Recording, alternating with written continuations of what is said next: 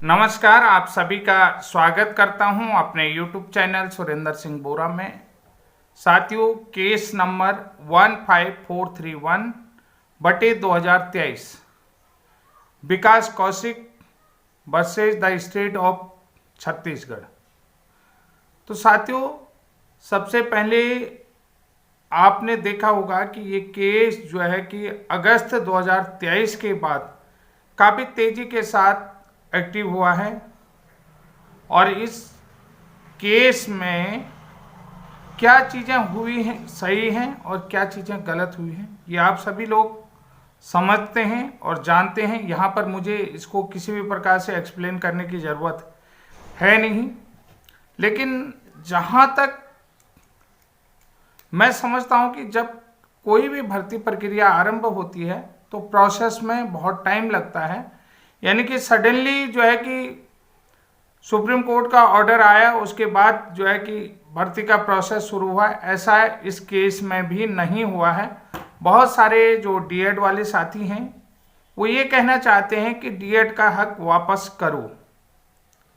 तो साथियों, जो डीएड वाले साथी भी हैं जो मुझे एक हेय दृष्टि से देखते हैं, एक गुस्से के भाव से देखते हैं, तो उन लोगों से मैं कहता हूं कि जो आपके अंदर एंगरनेस है, उस एंगरनेस को दूर करते हुए चीज़ों को समझने का प्रयास करिए कि जहां पर आपका जो भर्ती का विज्ञापन आया वो कब का आया। वो प्रोसेस सडनली नहीं हुआ है, क्योंकि सुप्रीम कोर्ट का जो केस है वो बहुत बाद का है। लेकिन हर राज्य से, राज्य सरकारों की तरफ से प्राथमिक शिक्षक भर्ती का जो विज्ञापन आता है, उस विज्ञापन में भी बहुत सारे, ये कहें कि सरकार की भी बैठकें होती है। सरकार भी जो है कि बहुत सारे भर्ती विज्ञापनों के लिए प्रस्ताव बनाता है, प्रस्ताव में पास होता है, प्रस्ताव में मोहर लगती है, उसके बाद जो है कि विभाग को भेजा जाता है, विभाग की तरफ से जो है कि फिर विज्ञापन प्रकाशित किया जाता है, फिर उसके बाद जो है कि आवेदन प्रोसेस होता है। आवेदन प्रोसेस में भी जो है कि कम से कम 21 दिन का टाइम दिया जाता है। 21 दिन के टाइम के अंदर जो है कि सब लोगों के आवेदन पत्र मांगे जाते हैं। तो 21 दिन का टाइम होता है, कोई दूर दराज होता है, एक मिनिमम जो रजिस्टर्ड डाक होती है, तो उस रजिस्टर्ड डाक को भी पहुंचने में 5 से 6 दिन लग जाते हैं। तो आप ये समझ सकते हैं कि जो भी या ऑफलाइन मांगा है, ऑनलाइन मांगा है, ऑनलाइन में भी जो है कि आपको पता है, ऑनलाइन अगर कोई प्रोसेस होता है, ऑनलाइन भी प्रोसेस में बहुत सारी चीज़ें होती हैं कि कब जो है कि नोटिफिकेशन आया, कब जो है कि ऑनलाइन हो रहा है, कब फीस सबमिट करनी है, तो उसमें भी लगभग इतने दिनों का टाइम दिया जाता है। बहुत सारे लोग कहेंगे ऑनलाइन। तो साथियों, अब मैं यहाँ पर बात करता हूँ कि जो सुप्रीम कोर्ट का डिसीजन आया वो एकदम से यहाँ पर लागू होगा या नहीं होगा, क्योंकि बहुत सारे लोग कहते हैं कि ये सब्जेक्ट टू आउटकम है। सब्जेक्ट टू आउटकम केस हो सकता है, लेकिन सब्जेक्ट टू आउटकम तब होगा कि जब वो जो केस है, उस केस के फैसले के बाद जो है कि विज्ञापन आया है, या जो है कि उस केस के बाद जो है कि कोई भी प्रोसेस, नई प्रोसेस शुरू हुई, उस केस के बाद प्रोसेस शुरू हुआ, उस केस के फैसले के बाद प्रोसेस हुआ सब्जेक्ट टू आउटकम में जो है कि तब जाके कोर्ट उसको डिनाई कर सकता है। एक तरीके से एक जगह बिल्कुल क्रिस्टल की तरह साफ कर सकता है। लेकिन यहाँ पर तो देखिए प्रोसेस होने में बहुत टाइम लगा है। तो ये बात आप लोगों को भी समझना पड़ेगा कि जितने जल्दी आप लोग समझ रहे हैं कि बीएड को बाहर कर देंगे, बीएड को इतनी जल्दी बाहर नहीं करेंगे। मैं आपको ये बता देता हूँ, अगर बीएड जो भर्ती हो रहा है तो उसका प्रोसेस जो है कि बहुत पुराना है। ठीक है, उस प्रोसेस में उन्होंने जो है कि जो भी मेरिट लिस्ट आपकी बनी है, अगर उस प्रोसेस को रद्द करते हैं तो जो लोग डीएलएड वाले भी लगे हैं, डीएड वाले भी, वो भी प्रोसेस से बाहर होंगे, क्योंकि बीएड वाले भी इतनी आसानी से आप लोगों को छोड़ नहीं सकते। यानी कि कुल मिलाकर के फिर वही यही रिक्वायर्ड करेंगे, यही डिमांड करेंगे कि इस भर्ती प्रोसेस को रद्द किया जाए, नए सिरे से किया जाए। उसमें हो सकता है कि डीएड वाले ही भी कोर्ट चले जाएं, फिर ये भी बहुत सारी चीज़ें होंगी। तो साथियों, कल के जो केस में क्या हुआ उस केस को लेकर के हम बात करते हैं। क्या आपको मैंने प्रोसेस बता दिया है, तो कल के जो केस की बात कर देते हैं। तो यहाँ पर मैं आपको बता देता हूँ, जब केस चालू हुआ तो 13 फरवरी को जो केस लिस्टेड था 15431 बटे 2023 Vikas Kaushik versus the state of Chhattisgarh, तो यहाँ पर छत्तीसगढ़ हाई कोर्ट में एडवोकेट मीनाक्षी अरोरा जो मीनाक्षी अरोड़ा हैं वो डीएड की एडवोकेट है, उन्होंने कहा कि इस केस में अब कुछ नहीं रह गया है, यह केस सुप्रीम कोर्ट से कवर हो गया। यानी कि ये जो केस है सुप्रीम कोर्ट से कवर हो गया। देवेश शर्मा वाले मामले में सुप्रीम कोर्ट ने जो डिसीजन, यानी कि देवेश शर्मा वाले जो डिसीजन आ चुका है, तो उसके बाद ये ऑलरेडी इस केस में कुछ नहीं बता, क्योंकि ऑलरेडी देवेश शर्मा वाले केस में बीएड वर्सेस बीएसटीसी में 11 अगस्त 2023 को फैसला आ चुका है। तो इसमें अब कुछ नहीं बचा है, इसलिए जो है कि माननीय कोर्ट से रिक्वेस्ट करती हूँ कि इस केस को डिसाइड कर दिया जाए। तो यहाँ पर ये उन्होंने बोला।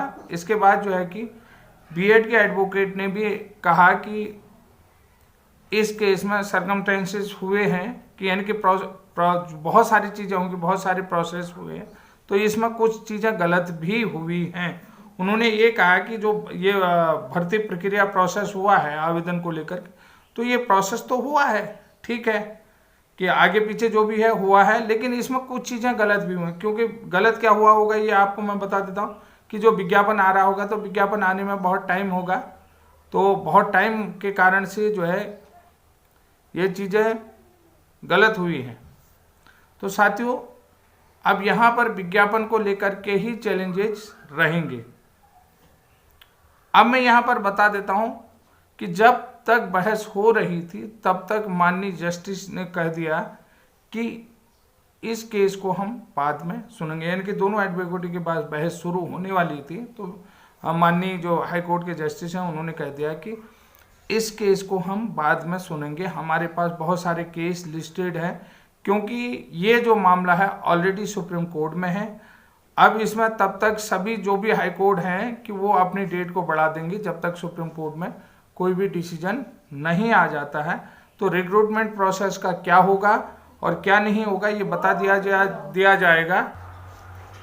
तो इस मामले में मैं आपको बता देता हूँ कि अभी जो ये केस है रिक्रूटमेंट प्रोसेस का क्या होगा आगे, और जो ये भर्ती प्रक्रिया है इसका क्या होगा। तो इस केस में जो है कि अब अगली बहस जो है कि 27 फरवरी को होगा, 27 फरवरी 2024 को, क्योंकि बीएड के एडवोकेट इसे 5 मार्च को लिस्टेड करने थे। जजों ने कहा कि हम तो होली के बाद करना चाह रहे थे, लेकिन अब जो है क्योंकि ये केस ऑलरेडी लिस्टेड है, तो इसलिए जो है कि हम इस केस को फाइनल करना चाह रहे हैं। तो मैंने कल भी अपने वीडियो के माध्यम से आप लोगों को बता दिया था कि इसमें अभी हियरिंग होगी, ये स्पष्ट रूप से कह दिया था, क्योंकि जो भी जानकारी मैं आपको देता हूं तो बिल्कुल सटीक जानकारी देता हूं। आप लोग बेहतर ढंग से इस बात को समझ चुके हैं। तो साथियों, आपको मैं ये कहना चाहता हूं कि जो ये केस माननीय सुप्रीम कोर्ट में क्लेरिफिकेशन को ले लगा है, वो केस 4303 यानी कि 23 फरवरी को माननीय सुप्रीम कोर्ट में ये मामला आ जाएगा क्लेरिफिकेशन के लिए कि जो बीएड वर्सेस बीएसटीसी में 11 अगस्त का जो फैसला सुनाया गया है वो कब से लागू होगा, क्योंकि बहुत सारी भर्तियां जो है कि सब्जेक्ट टू आउटकम है। उसके बाद बहुत सारे लोग कह रहे हैं कि यानी कि डायरेक्ट जो है कि सुप्रीम कोर्ट का मामला अप्लाई हो जाएगा सभी स्टेट में, यानी कि सभी स्टेट में फिर बहस के लिए कोई चीज़ बचेगी नहीं। लेकिन यहाँ पर जैसा कि बीएड के एडवोकेट का भी कहना है कि प्रोसेस में भी कुछ चीज़ें गलत हुई हैं, तो इसलिए जो है कि स्टेटों में भी बहुत सारी फिर लंबी सुनवाइयाँ लग सकती हैं। लेकिन जो लोग कह रहे हैं कि एकदम से डायरेक्ट क्लियर हो जाएगा, तो क्लियर नहीं होगा। जैसे कि बिहार के मैटर में पटना हाई कोर्ट ने जो अपना 6 दिसंबर को डिसीजन दिया था कि जो ऑलरेडी ज्वाइनिंग टीचर है उनको बाहर निकालने का, लेकिन अभी तक जो है कि ज्वाइनिंग टीचरों को बाहर नहीं निकाला जा रहा है, क्योंकि सरकार उनके पक्ष में है। कि बहुत सारे लोग कह रहे थे कि बीएड वाले बाहर हो जाएंगे, अब ऑर्डर आ गया उनकी जगह उनको रख दिया जाएगा। ऐसा कतई नहीं होगा, क्योंकि बहुत जल्दी ही अगर आप लोग चाहेंगे तो बीएड जो ज्वाइनिंग टीचर हैं बिहार के, उनसे मैं आपकी बातचीत कराऊंगा, क्योंकि उनसे बातचीत करने के बाद उनके बिहार के बारे में जो 6 दिसंबर 2023 को डिसीजन आया, उस डिसीजन की पूरी बातचीत आपको सुनाई जाएगी कि अगर आप लोग ऐसा चाहते हैं कि वहाँ पर क्या हुआ है, तो निश्चित रूप से कमेंट बॉक्स में लिखें कि बिहार में जो फैसला ज्वाइनिंग टीचर्स के अगेंस्ट आया है, तो उस केस में अब क्या कार्रवाई हो रही है। तो अगर उस वीडियो को देखना चाहते हैं, उस वीडियो की उस चीज़ की जानकारी लेना चाहते हैं, तो कमेंट बॉक्स में ज़रूर कमेंट करके ये बता दें कि हाँ, हम बिहार की जानकारी लेना चाहते हैं। और जिन लोगों ने मेरा चैनल सब्सक्राइब नहीं किया है, तो उन लोगों से हाथ जोड़कर निवेदन है कि प्लीज़ चैनल को आगे बढ़ाइए और जितना चैनल आगे बढ़ेगा तो उतने बेहतर जानकारियाँ आते रहेंगे, क्योंकि धीरे धीरे हर चीज़ में निखार आता है। तो निखर करके अगर कोई बात आपके सामने आए तो उसमें आपका सहयोग सराहनीय है। तो तब तक के लिए जय हिंद, जय उत्तराखंड। आप सभी को बसंत पंचमी की हार्दिक शुभकामनाएं।